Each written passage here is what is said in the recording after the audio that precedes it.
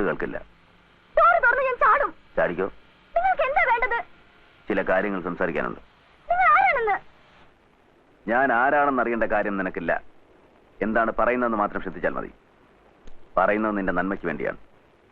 നിന്റെ കൂടെ ഉണ്ടായിരുന്ന ആരാണെന്ന് നിനക്കറിയാമോ? അനിൽ, കൃഷ്ണദാസിന്റെ മകൻ. എന്റെയും നിന്റെ അച്ഛന്റെയും ശത്രുവാണ് അയാൾ. അവൻ നിന്നോട് കാണിക്കുന്ന സ്നേഹം സത്യമല്ല. ഇതിനു മുമ്പും ഒരുപാട് പെൺകുട്ടികളെ അവൻ നശിപ്പിച്ചിട്ടുണ്ട്. മോളെ, അവൻ നല്ലവനല്ല. ഇത് ചതിയാണ്. അവൻ നിന്നെ നശിപ്പിക്കും.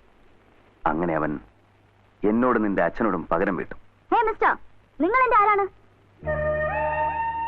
എനിക്ക് എന്ത് സംഭവിച്ചാലും നിങ്ങൾക്കെന്താ?